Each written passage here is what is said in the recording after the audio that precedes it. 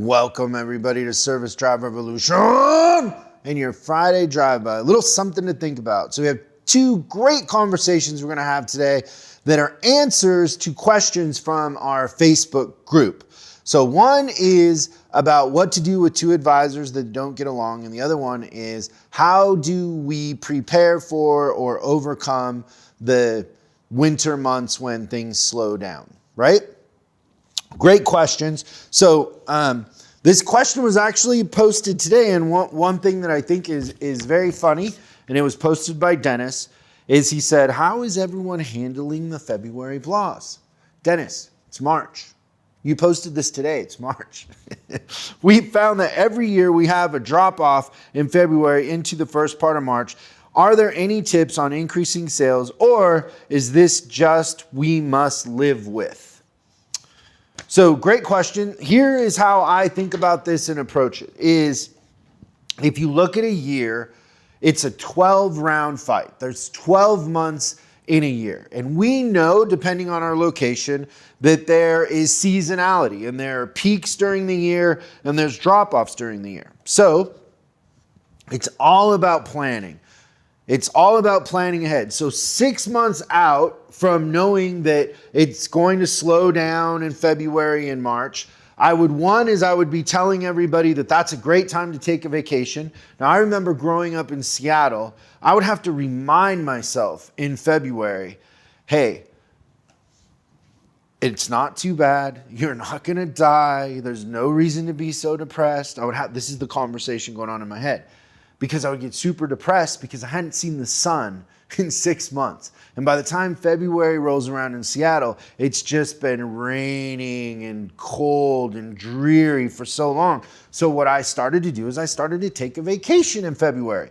A lot of times we should be pre-programming our employees and text, hey, a great time to go to Hawaii or take a vacation or go to the sunshine is during the slower months. Now, that's the employee side, right? Programming the text that the best time to take a vacation is when it's slower and when you can do that. Now, some techs have kids and they can't do that, whatever, but it is a great thing to talk about. Now, the other thing is start planning in November your marketing. So we need to up our marketing. We might spend more in marketing in February and March than we will in any other months the rest of the year.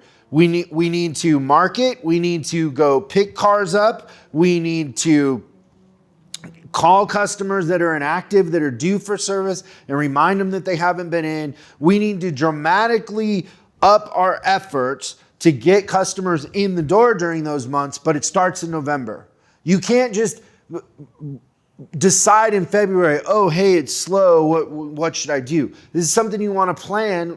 Like I said, it's a 12-round fight, and you know in boxing that there's certain rounds where you're going to have peaks. You know that the later rounds in a fight are when you can steal a fight because the judges might give you something they wouldn't normally give you at the end if you end strong, right? You can steal a fight. It's the same thing in our business is we got to plan ahead. We got to kind of look at the 12 months and say, hey, here was our customer count month by month throughout the year, and we peak here. Also, the problem with February is it's short days, right? So we have to, really double our effort and our attention to detail and our marketing during those months. So plan ahead, get ready for it. Start planning now for next year, and that'll help. So I hope that that gives you some ideas. The next question, and I love this question. So Sean, but Sean, S-H-A-U-N, not S-E-A-N. Very interesting, the spelling there, Sean.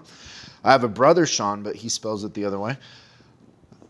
Advice for two advisor team, and they can't stand each other. At first, I thought it was good that they were so competitive, but it is getting out of hand. Okay, so here's the question, Sean, with the U.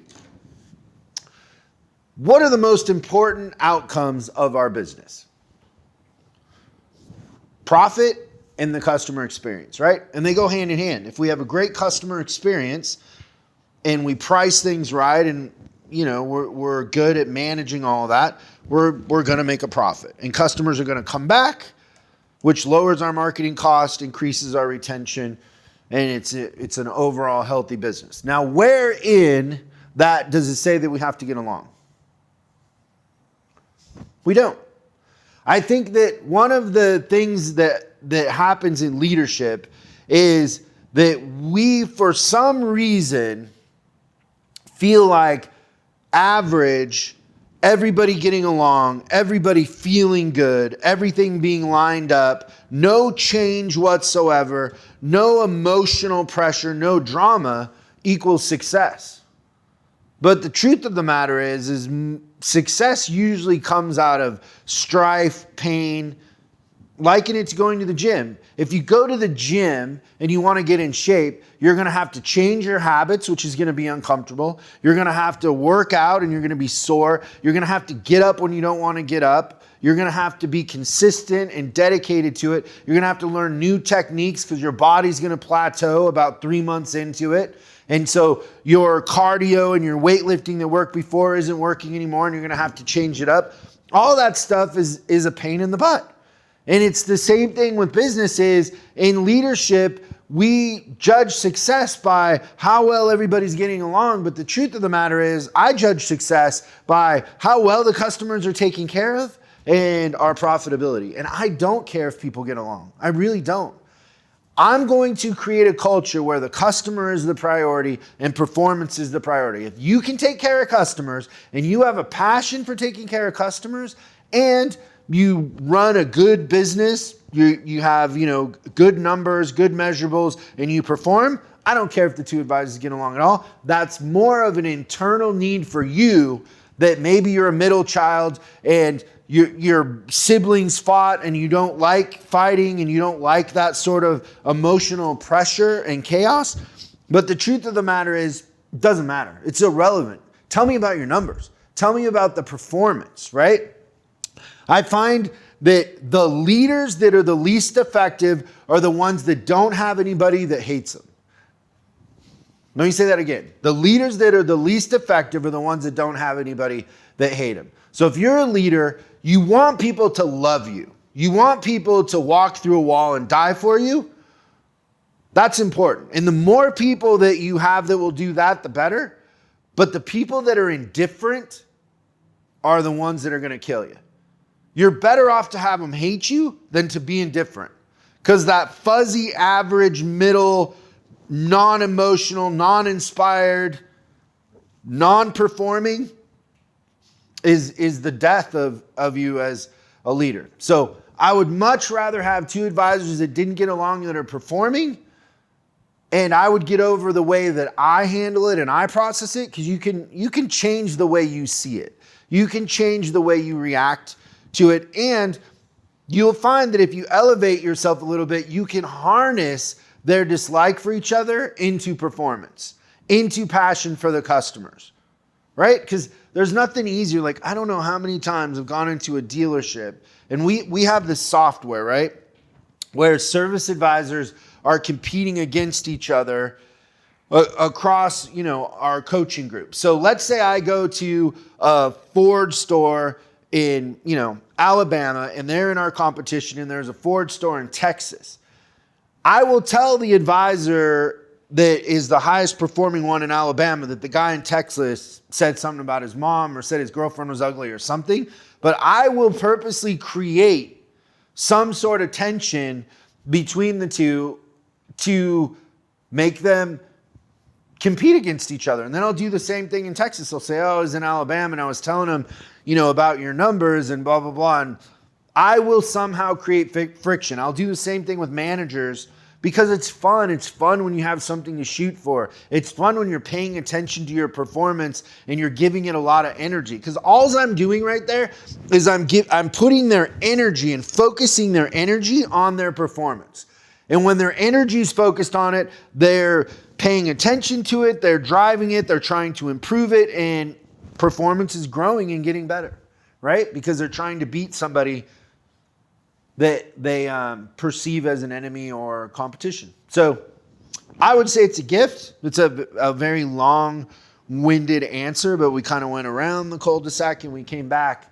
I think that the only thing you need to change is your perception of it and when you change your perception of it, you will see an opportunity to use it to your advantage and have fun with it. Don't let it affect you emotionally. Don't let it get on you. Just get up a little bit and look at yourself as the puppeteer, not as the puppet.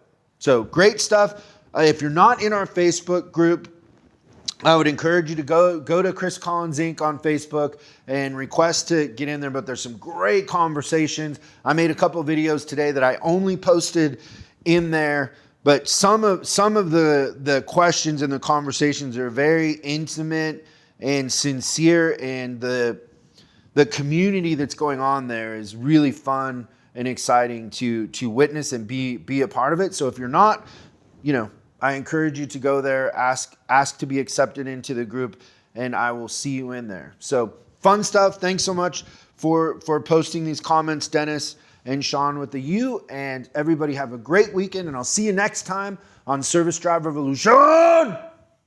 Next week on Service Drive Revolution. You get to be a fly on the wall for a conversation between myself and Professor Daniel Crane, who is an expert on consumer law and a writer for automotive news. Now, what we're talking about is the changes in our industry and how Tesla kind of created the crack in the dam going direct to consumer, but now manufacturers are actually turning their backs on the dealer body, and so is UAW, and siding with Tesla in the hopes of going to direct to consumer themselves. It's a fascinating conversation. It's insight into the future and where we're headed, and a must listen. Thanks for watching this week's Drive-By.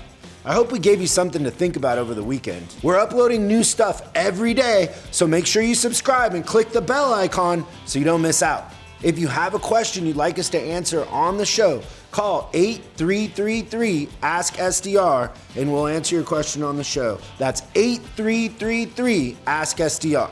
For special deals on our books and training, head over to offers.chriscollinsinc.com. Now that's offers.chriscollinsinc.com. I'm Chris Collins, and I'll see you in the next video.